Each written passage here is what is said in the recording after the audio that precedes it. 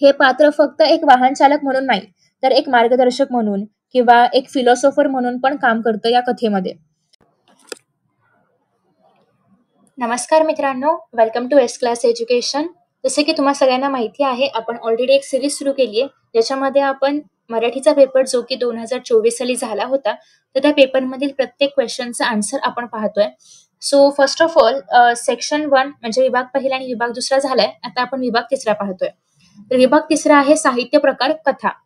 आता तुम्हाला एक उतारा दिलाय जो वाचायचा आहे. ऑलरेडी माहिती असेल तर नो इश्यूज, तुम्ही डायरेक्टली आन्सर्स लिहू शकता. पण जर तुम्हाला हा उतारा माहिती नाहीये तर तुम्हाला हा आधी वाचायचा आहे आणि त्याच्यावरती जे काही प्रश्न विचारलेले आहेत त्याची उत्तरं लिहायची आहेत. सो व्हिडिओ पॉज करून तुम्ही हा उतारा वाचू शकता. आता आपण डायरेक्टली आन्सर्स बघायला घेऊया. तर 10 मार्कांचा हा पूर्ण विभाग असतो. त्यातील त्यात 4 मार्कांसाठी आहे हा उतारा. त्यातला प्रश्न पहिला आहे की एका वाक्यात उत्तरे लिहा. प्रारंभिक कथा कोणत्या हेतूने लिहिली गेली ते लिहा.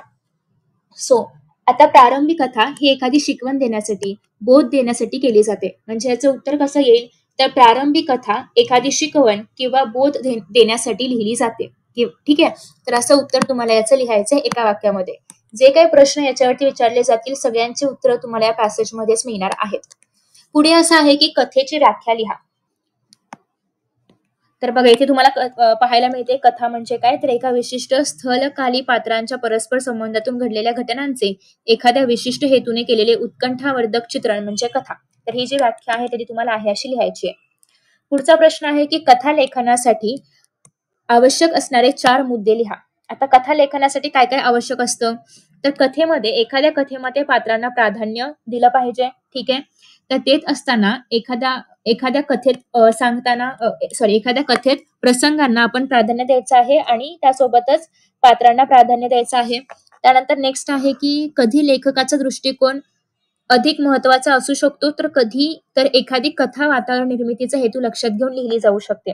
म्हणजेच काय, एकतर लेखकाचा दृष्टिकोन अधिक महत्वाचा असू शकतो, हा तुमचा दुसरा पॉईंट झाला, पहिला. दुसरा तिसरा पॉईंट असेल की एखादी कथा वातावरण निर्मितीच्या हेतूने किंवा तिचा हेतू लक्षात घेऊन लिहिली जाते, हे झाला तिसरा पॉईंट. नेक्स्ट आहे तीच गोष्ट विचारांची आणि भावनांची असू शकते. सो गोष्ट विचारांची आणि भावनांची पण असू शकते, हा झाला चौथा पॉईंट. तर जेव्हा तुम्ही कथा लिहिणार आहात तेव्हा तुम्हाला हे 4 मुद्दे लक्षात घ्यायचे आहेत. पुढे असं आहे की खालीलपैकी कोणत्या 2 कृती सोडवा. तुम्हाला कुठल्याही 2 करायचे. तुमच्याकडे ऑलरेडी 4 ऑप्शन्स आहेत. त्यातले कुठल्याही 2 पाठ तुम्हाला असतात आणि त्या दोघांपैकी एका पाठावरती 2 प्रश्न विचारलेले असतात. सो तुम्हाला मी जो एक व्हिडिओ अपलोड करून दिलाय की परीक्षेच्या आधी कसा अभ्यास करायचा 1-2 दिवसामध्ये, त्याच्यामध्ये मी तुम्हाला याचे एक लॉजिक पण सांगितले की तुम्ही कुठला पाठ केला पाहिजे. खूप इझिली तुम्हाला अभ्यास कव्हर अप करता येईल जर तुम्ही तो व्हिडिओ पाहिला असेल तर. बघूयात आपण पहिला प्रश्न काय आहे. शोध या कथेतील टॅक्सी ड्रायव्हर या पात्राविषयी तुमचं मत तुम्हाला लिहायचं आहे. एकतर तुम्ही कथा वाचली असेल किंवा वाचली नसेल तर प्लीज वाचून घ्या किंवा ऍटलिस्ट तिचा सारांश तुम्हाला माहिती असला पाहिजे. तर हे पात्र खूप रंजक आहे आणि हे पात्र फक्त एक वाहन चालक म्हणून नाही, तर एक मार्गदर्शक म्हणून किंवा एक फिलॉसॉफर म्हणून पण काम करतं या कथेमध्ये. आता टॅक्सी ड्रायव्हरचे जे काही अनुभव आहेत किंवा जी काही दूरदृष्टी आहे, त्याच्या जगण्याचा जो काही दृष्टिकोन आहे, तो आपल्याला शोध या कथेमधून सांगितलाय. ठीक आहे. आता हे जे आपलं टॅक्सी ड्रायव्हरचं पात्र आहे, तर ते समाजामध्ये जे काही संघर्ष सुरू आहेत, त्याची स्वप्न काय काय आहेत, त्यांच्या आकांक्षा काय काय आहेत, त्या सगळ्यांबद्दल एक ओळख आपल्याला या पाठामधून ते करून देतं. सो त्याच्यामधली जी सहानुभूती आहे, साधेपणानं जीवन जगणं आहे किंवा एक त्याचा वेगळा दृष्टिकोन आहे, मानवी नाते कशा पद्धतीने उलगडत जातात, हे सगळं आपल्याला या कथेमधून पाहायला मिळते. तर टॅक्सी ड्रायव्हर हे एक प्रतीक आहे की आपलं आयुष्य दैनंदिन जीवनामध्ये आपण कसं वेगवेगळ्या दृष्टिकोनामधून जगू शकतो किंवा आपले वैयक्तिक म्हणजे त्याचे जे काही वैयक्तिक अनुभव आहेत ते आपल्याला किती नवीन नवीन गोष्टी शिकवतायत, हे सगळं आपल्याला या कथेमधून कळतंय. सो मी तुम्हाला काही पॉईंट सांगितलेले आहेत. तुम्हाला या पॉईंटच्या अकॉर्डिंगली तुमचा आन्सर फ्रेम करायचा आहे. ठीक आहे. आन्सर मोठं असलं पाहिजे एवढंच नाही, पण 3 मार्कांसाठी तुम्हाला साधारणतः 6 ते 7 मिनिमम ओळी लिहायच्या आहेत. ठीक आहे. घर सोडण्याचा अनुचा विचार तुमच्या शब्दांमध्ये स्पष्ट करा. आता अनुचं मत काय होतं की माणसे परंपरेने कुणाच्या ना कुणाच्या कलाने चालण्याची सवय लावून घेतात. ठीक आहे. म्हणजे जेव्हा आपण जन्मतो, जेव्हा आपल्याला चालायला कळतं किंवा जेव्हा आपण काही आपल्या आसपासच्या गोष्टी आपल्याला कळतात, तेव्हा आपण आई वडिलांच्या प्रभावाखाली सगळं काही करत असतो. पण प्रत्येकाला एक वेगळा स्वतंत्र मेंदू मिळालाय, प्रत्येकाला विचार करण्याची क्षमता आहे, प्रत्येक जण आपापल्या परीने विचार करू शकतो. ठीक आहे. पण आपण मात्र काय करतो किंवा माणसे मात्र काय करतात की दुसऱ्याच्याच मताचा विचार करतात. म्हणजे आपल्या स्वतःच्या मेंदूने विचार न करता दुसऱ्याच्याच मताचा आपण विचार करत राहतो आणि आपण दुसऱ्याच्या मताप्रमाणे वागत राहतो. आणि यामुळे आपलं स्वतःचं अस्तित्व किंवा आपला दृष्टिकोन काय आहे जगाकडे बघण्याचा, हे सगळं आपण गमावून बसतो. आणि हेच एक्झॅक्टली अनुला मान्य नव्हतं. आणि तिच्या मते आपल्याला संपूर्ण जगाकडे आपल्या दृष्टिकोनातून पाहता आलं पाहिजे, स्वतंत्र नजरेतून पाहता आलं पाहिजे आणि जगाचं मूल्यमापन आपण आपल्या नजरेतून केलं पाहिजे. आणि हे सगळं कमावण्यासाठी तिला 5 वर्ष स्वतंत्रपणे राहायचं होतं. तो एक प्रयोग तिला करायचा होता. आणि या अनुभवातून तिला नवीन काहीतरी शिकायचं होतं, नवीन काहीतरी घडवायचं होतं. हा सगळा विचार तिच्या मनामध्ये चालू होता आणि म्हणून तिने विचार केला घर सोडण्याचा. ठीक आहे. पुढचा प्रश्न आता आपण पाहतोय. गावाच्या गावाच्या विकास कार्यात अडचणी निर्माण करणाऱ्या लोकांबद्दल तुमचं काय मत आहे ते लिहा. एक तर पहिली गोष्ट म्हणजे गावाचा विकास झाला पाहिजे असं आपण म्हणतो. त्यातल्या त्यात काही लोक हा विकास करत असताना मध्ये मध्ये अडचणी निर्माण करतात. तर गावाचा विकास हा एक सर्वांगीण विकास आहे. म्हणजे गावामध्ये विकास म्हणजे काय? आरोग्य च्या सुविधा असल्या पाहिजेत, शिक्षण चांगलं असलं पाहिजे, वेगवेगळे आर्थिक उपक्रम राबवले पाहिजेत, गावामध्ये समानता असली पाहिजे. ठीक आहे. सो या सगळ्यांवरती विचार करणारे विविध उपक्रम जेव्हा आपण गावात राबवतो तेव्हा कुठे गावाचा विकास होऊ लागतो.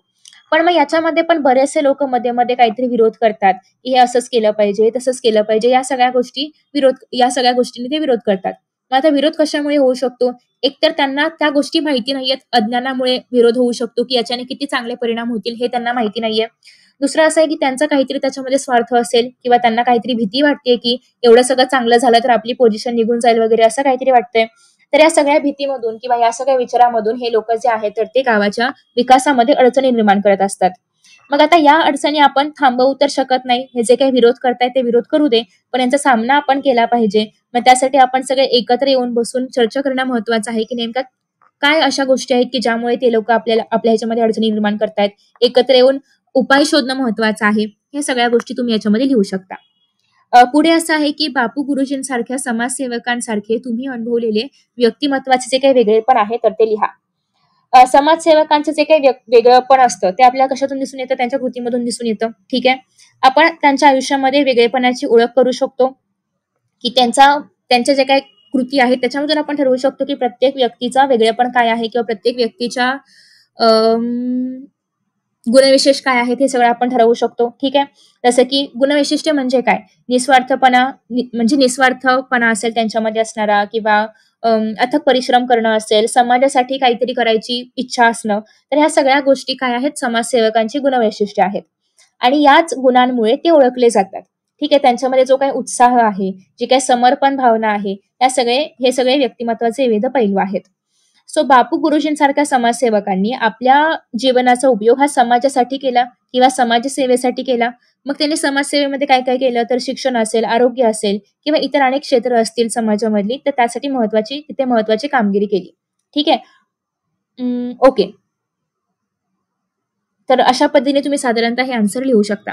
आय होप की तुम्हाला आयडिया मिळाली असेल, की आपण आन्सर कसं लिहिलं पाहिजे किंवा कुठले मुद्दे आपल्या उत्तरामध्ये आले पाहिजेत आणि कशा पद्धतीने आपण एक आदर्श उत्तर लिहू शकतो, जेणेकरून तुम्हाला जास्तीत जास्त मार्क्स मिळवता येतील.